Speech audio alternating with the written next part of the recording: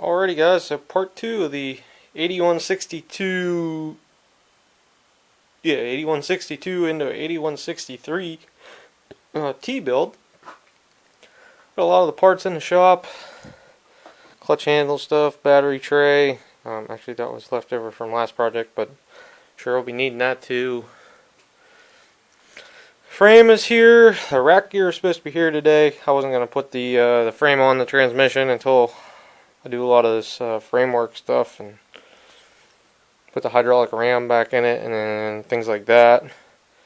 Just because it's a whole lot easier to do it now than while the tractor is assembled, because obviously you can't work on it vertically. I got two tires, two rims and tires here. They're not matched tires though, and just from looking at it, it's going to make it a pain to line the transmission and the frame up, so I may right off the get-go put two different tires on here. I thought I had another one of these tires down here, but I have another set, so I just have to look around or get another one like that and put on here. Somewhere I ought to have two matching tires. I know I have two matching tires, it's just a matter of how many plugs they have in them and whatnot. Here's a lot of the linkage stuff. Now obviously I'm going to need like 9,000 cotter pins. I know this, I'm aware of this. And that is the hydraulic, the drive stuff for in the transmission. I want to check and see, because some of these from the factory, not all of them, I don't know when they started it, but the drive is actually in the transmission and there's just a cover over top of the drive. It's pretty much when you pull the hydraulic pump off, the drive always stays in the transmission and is driven off the engine gear. And they just put the plate on and it's prepped for pump. So, curiosity later, I gotta go to, I'm doing this while it's fresh in my mind because I gotta go eat lunch and then I'm gonna go to Wally World and I'll forget what all exactly I was thinking about. Pull that cover off later and just see if one's in there or not. If one's in there, that'll make my life a lot easier. If one's not in there, yeah, that means to get the hydraulics working, then I have to I have to minimum take the motor off. And if I take the motor off, then I might as well just do the PTO clutch supposedly it needs. And with the motor off, I can see if it actually does need a PTO clutch or blah. So you guys get the idea there. But so basically, going to be building it from parts scratch. And I know I have robbed a bunch of bushings and stuff out of this frame, and I have 3 more frames over there. I have another grill with headlights in it, and I'm going to be building a first year 8163T. I have to look and see if they actually made it during that year, but it's the only dash serial number I got that fits from what I remember. I think I have another one, but I think it's older. I think. Have to kind of look into it. I can swap dashes around pretty easy. And it's got 2 tire rod ends on it. Only missing the rack gear for the rack and pinion. Have that coming. It's supposed to come in the mail today, actually. Yeah, so that's it. Front axle. Obviously I need front tires. There's a bolt in this frame for the front axle. Battery tray and directional lever are laying over there. Yep, The rods are there to put the ram back in. I have a ram laying there. Actually, I don't know where the one bolt to the... Oh yeah, the top end of that went to that bolt in the rock shaft right there. And the other one goes around that one pin down there. I say pin, but it's a big heavy cross shaft. If you ever notice, a manual lift frame will not have that in it, from what I remember. They'll just have the empty hole in the frame, and then the hydraulic lift tractors will have that pin in there.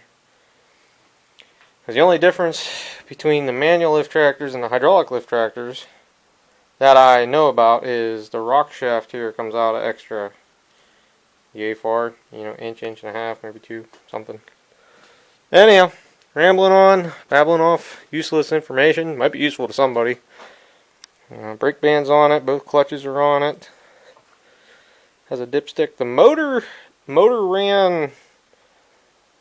Boy, it's been at least every bit of 5 years ago since I've had this motor running. I haven't gone over and kept it running like every year. From what I remember, I stole the points and condenser out of this too. Did I just put the old ones back in? I think I bought new points. I'll have to look into that sort of stuff. But anyhow, till I get back out here, actually do some work, find something interesting, I'll get the camera out and show you guys. Later, guys. Alrighty, guys, so I'm back from Wally World, and while I was out, the mail came. Have the new rack gear here and a transmission gasket for if I do need to open up that trans. So I guess step one is see what kind of, see if I got a hydraulic pump drive under there or not. I was debating about putting wheels on this first, but I might as well, I'll work on the frame, then I'll put wheels on this, then I can put front tires on it, and I get the steering and the dash on and get everything working. Then we can get into making it run once it rolls. Because the theory is this project here, I know is going to take a little bit while. It's going to take a while. It's not going to be an overnight project. I mean, it may, because the general part of the tractor will get together real simple. But it's going to end up sleeping in this corner here. That way I can get stuff in and out. When I go to tear the transmission apart, I'll stand it up on its side a little bit there. So, okay. Let me pull that cover off and see if it goes into a deep dark hole or if there happens to be a drive inside of there. Only one way to find out, I'll tell you guys that much. Here we go. So, no pump drive. So minimum the motor is going to have to come off of this at some point, but on the plus side there's still oil in there. Not like an amazing amount or anything, but it looks nice and clean. So, just going to stick this back on here and we'll add that to the list like I was kind of planning to do, I guess, at some point anyhow. So, stick that back on, put the bolts in before all the oil leaks out. So guys, I figured I'd come over here to the, what I've always called is the 838163-B. The main thing I want to check out, and I think you guys can see up in there, but hydraulic valve, the hoses go down on the cylinder, okay, and that's mainly what I wanted to see. I wanted to see which way the hydraulic cylinder went. Had a 50-50 shot, and it was wrong, you know. So basically I'm just gonna go start bolting stuff back in the frames. I'm kind of down here looking at this thing. I see there's a little bit of oil on the front of the transmission. Oh, that's seeping from if it's flat and far. This tractor here's another one, could really use a good bath underneath, huh? A lot of grease and mold and mildew and stuff down here. Oops. Got stuck on the drive shaft. Yeah. So the two hydraulic lines going there. Okay. And the hydraulic valve bolts to the bottom of the battery box. I knew that. And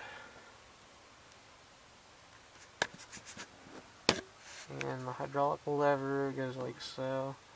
I'm going to look at the 818 and see why the hydraulics are slow on it.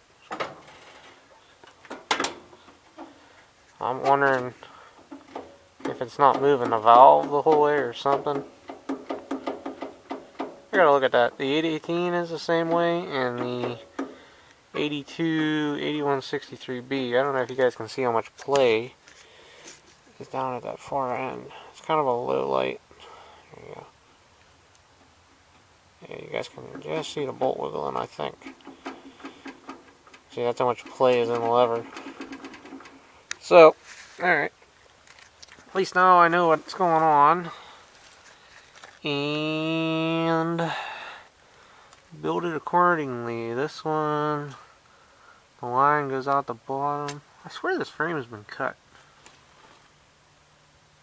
No, that's the way it is. Doesn't that just look cut right there? I swear it almost looks like somebody took a grinder and cut that out. It's cut on both sides. I bet somebody cut that. Look, guys. What are you gonna do, right? Can't do anything about it. This one doesn't have a shaft going across back here. That's kind of weird. Because the one I have has a shaft back here. So what does that shaft do? Is that shaft for the crossover brakes? See, it doesn't have that shaft. Alright, and it doesn't have the spring part on there that would go on there where you hook the rear tiller chain drive case. Interesting. That would be for a left-hand brake or something? I don't know. Take a note of all the bolt holes that are used. See, I know this is for the hydraulic tank. This is for the shifter assembly. It's actually bolted there. And those two, I don't know. I know I need to steal a plastic bushing out of the frame. What's up in there, guys? You tell me. I gotta get my head back up in here again. Oh, that's for the PTO safety. Okay. Okay, the PTO safety. Solenoids over there. The only thing I'm missing is a shifter plate. I think I discussed this. Oh, okay. Sorry. Go back out from underneath here. And, oops. Sorry. Flip the plow latch back because I just saw that. And see if there's anything else I need while I'm over here. And I'll get back with you guys. I'll have to plug you guys in. You guys only got 3 out of 4 bars in the battery. Well, guys, I didn't realize how much of a maddening hardware nightmare this was going to be. Now, when I was looking at 83 over there and why it didn't click in my brain, don't ask me. I don't know, but this rod is the difference between the new and old style clutches. This is for the old style, and the new style actually has the crossover shaft up top in the transmission instead of crossover right here. Because basically, when you, push the lever forward, the brake pedal's the whole way down right now. There we go. So, basically, if you push the lever forward, that engages the forward clutch and pulls this rod over here this way, which also pulls. Slightly stick that on there. Pulls that rod the same direction. And when you pull it back, it pushes the rod, which engages the reverse clutch and disengages the forward clutch more. So, it's kind of a simple setup. It does work. I realize this frame's been welded. I should look this frame over pretty good and make sure there's no major cracks, but I don't see anything like totally structural wrong with it. So, anyhow, I got a bushing. I have 2 of these floating around. Neither one of them has a keyway. It's not a standard keyway that I have in my keyway set. So, right off the get-go, I'm going to have to order one of those. So, yeah. So I can turn this thing into a roller, but as far as a driver, it's going to take a while. Like I said, guys, I know this project is not going to happen overnight, so when I go inside and sit down, I'll have to look up, see what size Woodruff key that is, and either order one or find one, because this is going to be maddening, as I can tell already. So the only thing holding that valve down there is the one hydraulic line. And I'm debating on what to do with this. Whether I... because these lines here appear like they're pretty bent up.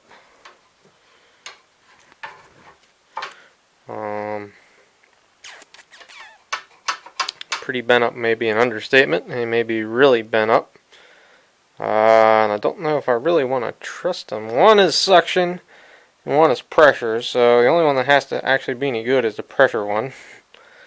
Now which one that is right now, I don't know. So I have that sort of stuff to contend with here.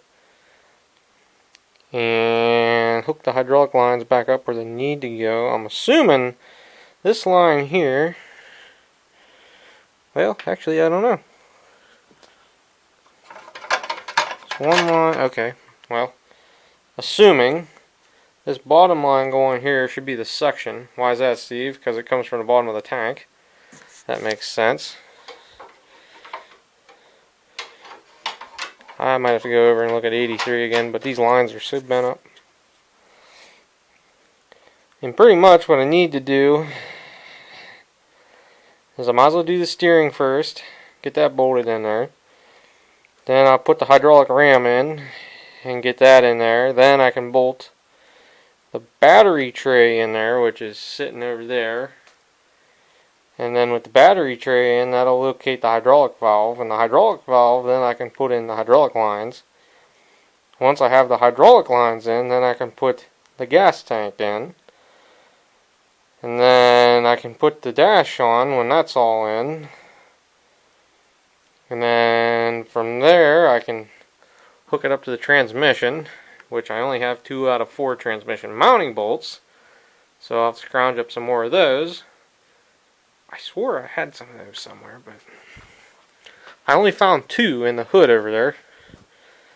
And yeah, I need some more lug studs, because I only have 4 total right now for this. And I thought I had some more of those somewhere, but who knows. I got 90,000 hubs, but no extra bolts. Oh yeah, that's there from looking at that. Okay. I will have to look in my little 800 series box of stuff. What's in this bag? Nothing. There's clutch hub, clutch linings. I'm pretty sure there is none threaded in a hub anywhere. I thought maybe I had some threaded in somewhere. I don't know. I might look through the last batch of 400 parts I got in here, because there was a lot of rider stuff there. So if I can find some the 400 series lugs bolts, whatever you want to call them, they screw in and out instead of a stud, so they're not a nut. Anyhow, they're the same as the 800s, 8000s, and the Gs. They remain the same the whole way through the riders. They may even be the same on the gear reduction wheels. Not 100% on that, but anyhow. Look through and see what I got there. Hell, maybe some of the keyways between the motor decks are the same, you know, I don't know. So, I just have to get stuff out, start looking through, see what I have. If I have to order stuff, I have to order stuff. You know, that's how the cookie crumbles sometimes. My one good rider hub is right here. Do I want to put that on that tractor? Do I want to put it on one of my other tractors? Not 100% sure yet. I don't even know if I have a keyway for those floating around somewhere. I thought I bought a couple of those, like off eBay or something like that. Problem now is I gotta remember where I have all this stuff. So that's what's gonna happen. It's gonna be mainly maddening for me, and you guys are not gonna see a lot of this, as I am walking around in circles. 9,000 trips. I have gone over to the tent garage just so many times right now. It's not even funny. That's why I started on this today, moving stuff around while it's warm and not snowing. Hopefully you guys aren't looking directly into the light, but it's gonna be a a maddening project. It'll be rewarding when it's done, but it'll make me realize why I don't build tractors out of total scratch, out of a pile of parts that got taken apart. I bet you 5 years ago. Every bit of 5 years ago, I bet. So, that's what I'm going to do. The sad thing is I have 2 more transmissions. One has a Kohler motor on. I have what would be an 816 style frame over there, which would match that 816 motor. So that's a potential one there. And then that would be the end of my spare rider transmissions I have. So that's another someday project wrapped up there with that. But that motor would need re-gasketed. And I think I have throttle and choke cables because I found out they're all owning throttle cables. Ralph pointed that out. I don't remember what I did with those. They might be hanging up there. I'll have to look at that. They're probably hanging up there somewhere. I'll have to look at that. But anyhow, yeah. So all I can do is just start picking away at this stuff. I'll show you guys how, as I go, as I get stuff together, I will try and show you guys. Like I said, it'll be maddening for me to do. It'll be even more maddening if I have to film it all. I'll just kind of show you as things progress here. So, right there is 10 minutes of me talking and not doing any work. I'm sure it's annoying for you guys, but you guys can understand my thought process this way, what I'm thinking as I'm doing this stuff, good, bad, or indifferent, and go from there. So here I go. Going to be a whole lot less filming. Just going to start throwing parts in, assembling it. Come across issues I'll have to overcome, just kind of write it down, figure out part numbers, what I need, get the credit card out, order it, eBay, buy locally, whatever. So